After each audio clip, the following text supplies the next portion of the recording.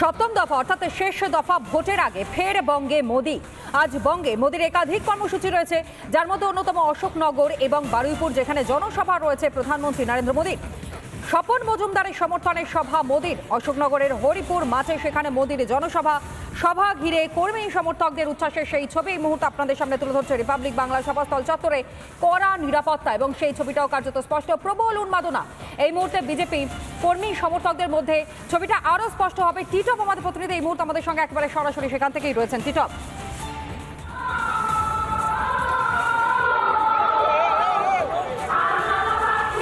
একদম তাই। তোমাকে প্রথমে বলি যে মোদি ম্যাজিক, দেখো মোদি ম্যাজিক হয়তো একেই বলে। তুমি দেখো যে প্রচুর পরিমাণে, তুমি দেখো মাঠের দিকে, অর্থাৎ যত দূর পর্যন্ত চোখ যাচ্ছে দেখো তত দূর পর্যন্ত কানায় কানায় বিজেপির কর্মী সমর্থকরা তারা কিন্তু ভর্তি হয়ে গেছে। এখনো পর্যন্ত কয়েক হাজার বিজেপি কর্মী সমর্থক তারা কিন্তু রাস্তা দিয়ে লাইন দিয়ে সারিবদ্ধভাবে আসছে।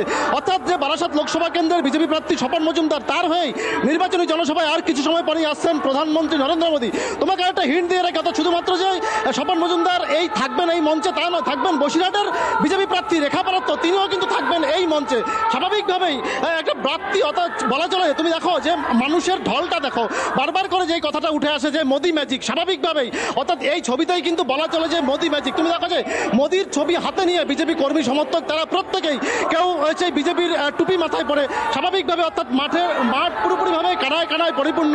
তোমার যে সকাল থেকে যে ছবিটা আমরা দেখাচ্ছিলাম যে প্রশাসনের পক্ষ থেকে যেমন কড়া নিরাপত্তার ছবিটা, সেই জায়গায় দাঁড়িয়ে তুমি দেখো অর্থাৎ এই যে এখন তুমি দেখো যে এখানে অর্থাৎ দেখো যে লোকনাথ ঠাকুর, দেখো বাবা লোকনাথের ছবি নিয়ে প্রধানমন্ত্রী নরেন্দ্র মোদীর যে সভা, সেই সভায় আসছেন স্বাভাবিকভাবে। অর্থাৎ এই যে ছবিটা কার্যত বলা চলে যে এই ছবিটাই মানুষের আবেগ, এই ছবিটাই অর্থাৎ যে আরেকবার বলে যে মানুষের যে একটা আবেগ রয়েছে মোদির কাছে, স্বাভাবিকভাবেই অর্থাৎ এই যে কর্মী সমর্থক যারা প্রত্যেকে, তুমি দেখো যে প্রত্যেকটি জায়গায় দেখো প্রচুর পরিমাণ, আমার সহকর্মীকে দেখাতে বলবো, যত দূর পর্যন্ত চোখ যাচ্ছে দেখতে পাচ্ছ যে দুখানা আলাদা আলাদাভাবে অর্থাৎ বসার জন্য যে জায়গা করা হয়েছে কর্মী সমর্থকের জন্য। কারণ তুমি জানো যে রেমাল ঝড় মাত্র একদিন আগে শেষ হলো, সেই জায়গায় দাঁড়িয়ে ঝড়ের যে একটা প্রকোপ ছিল সেখানে দাঁড়িয়ে আজকের দিনে দাঁড়িয়ে কড়া রোদ্দুর বলা চলে।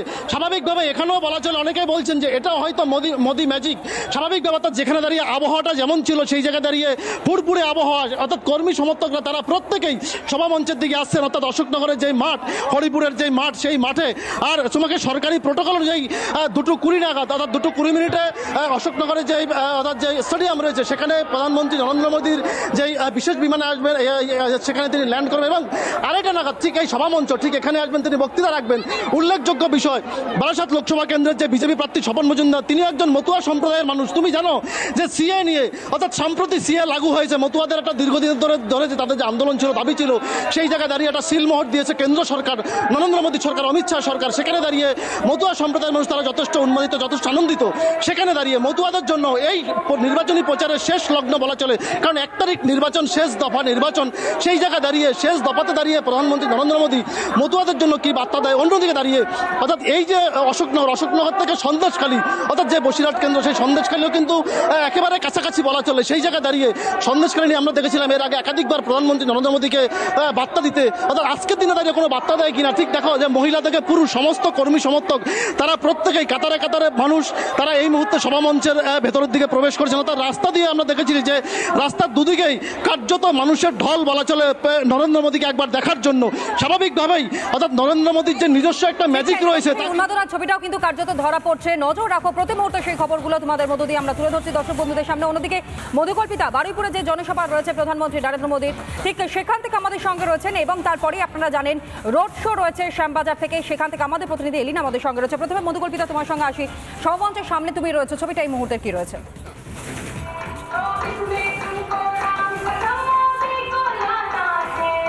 দেখো এই মুহূর্তে আমি যেখানে রয়েছি তনয়, আমি একবার দেখানোর চেষ্টা করবো, এখানেই কিন্তু প্রধানমন্ত্রী নরেন্দ্র মোদী তিনি সভা করবেন এবং কার্যত কড়া নিরাপত্তার চাদরে মুড়ে ফেলা হয়েছে। আমি নিরাপত্তার ব্যবস্থাটা একবার দেখানোর চেষ্টা করছি, যেখানে কর্মী সমর্থকেরা তারা ধীরে ধীরে আসতে শুরু করে দিয়েছেন, তারা ভিড় জমাতে শুরু করে দিয়েছেন এবং এই জায়গাটা তুমি দেখতেই পাচ্ছ এই মুহূর্তে কিন্তু পুরো সিকিউরিটি টাইট করে দেওয়া হয়েছে, মানে কড়া নিরাপত্তা যেটাকে বলা হয়। ঠিক এইখান দিয়ে ভেতরে গেলেই কিন্তু প্রধানমন্ত্রী নরেন্দ্র মোদীর যে সভা, সেই সভা রয়েছে। আমি দেখানোর চেষ্টা করছি, এখানে ভেতরে যাওয়ার সময় এখানে কিন্তু যেখানে যে সমস্ত ব্যাগ বা কোনো জিনিসপত্র নিয়ে যারা ভেতরে যাবেন, সেই সমস্ত ব্যাগ কিন্তু এখান থেকে স্ক্যান করতে হবে।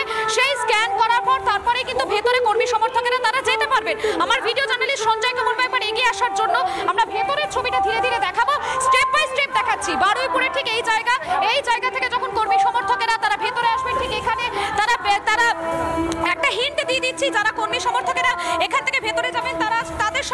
জিনিসপত্র থাকবে, ব্যাগ সহ মোবাইল যা যা থাকবে সবই কিন্তু এই স্ক্যানের যে মেশিন রয়েছে সেই স্ক্যানের মেশিনে স্ক্যান করে নিতে হবে। করানোর পরে কিন্তু তারা এখান দিয়ে ভেতরে আসতে পারবেন।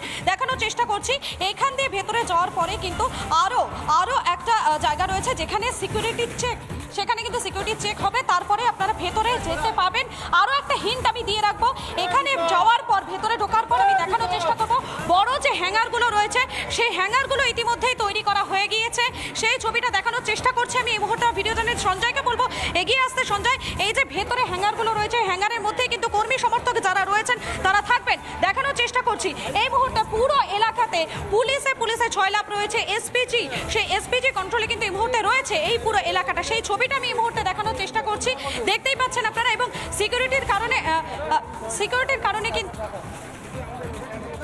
এটা স্ক্যান করে নেওয়া আছে, জানি না, আমরা স্ক্যান করিয়ে নিয়েছি, তখন আমরা স্ক্যান করিয়ে নিয়েছি এবং এরপরেই কিন্তু ভেতরে যারা কর্মী সমর্থকেরা তারা এখান থেকে যেতে পারবেন। সিকিউরিটির কারণে এখানে কিছুক্ষণ আমাদের থাকতে হবে এবং এই ভেতরে যারা কর্মী সমর্থকেরা তারা অনেকক্ষণ ধরে অপেক্ষা করছেন, অনেক সকালে কিন্তু তারা এসে ইতিমধ্যে এখানে উপস্থিত হয়েছেন এবং প্রধানমন্ত্রী নরেন্দ্র মোদী আজ তিনি বারুইপুরের সভা থেকে কি বার্তা দেন সেদিকে নজর থাকবে। এর আগে আমরা দেখেছি যতগুলো নির্বাচন হয়েছে সেই নির্বাচনের আগে কিন্তু প্রধানমন্ত্রী নরেন্দ্র মোদী তিনি এসেছেন, এসে তিনি সভা করেছেন এবং প্রত্যেক সভার আগেই কিন্তু একগুচ্ছ তিনি বার্তা দিয়েছেন, দুর্নীতি ইস্যুতে মুখ খুলেছেন, সন্দেশখালী থেকে শুরু করে একাধিক প্রসঙ্গে এ রাজ্য সরকারকে তিনি কটাক্ষ করেছেন। শেষ দফার নির্বাচনের আগে প্রধানমন্ত্রী নরেন্দ্র মোদী তিনি কর্মী সমর্থকদের ঠিক কি ভোকাল টনিকে দেন, কি বার্তা তিনি দেন, সাধারণ মানুষের জন্য তার কি বার্তা থাকে, এই বারুইপুরে একদমই তাই। এবং সেই বার্তা শুনবার জন্যই কিন্তু এই মুহূর্তে অসংখ্য বিজেপি কর্মী সমর্থকের পাশাপাশি সাধারণ মানুষের তারা ভিড় জমিয়েছে। নজর রাখো, সেদিকেও সারাদিন আমাদের নজর থাকবে। ঠিক তার পাশাপাশি এলিনার সঙ্গে আমরা কথা বলি।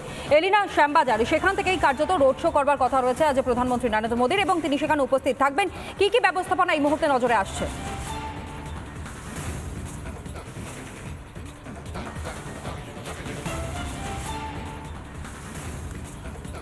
সম্ভবত আমাদের সঙ্গে যোগাযোগ বিচ্ছিন্ন হয়েছে, তবে আরও একবার আপনাদেরকে জানিয়ে রাখি আজ কলকাতার উত্তরে সেখানে মোদীর বর্ণাঢ্য রোড শো রয়েছে এবং শ্যামবাজার পাঁচমাথার মোড় থেকে শুরু হবে এই রোড শো।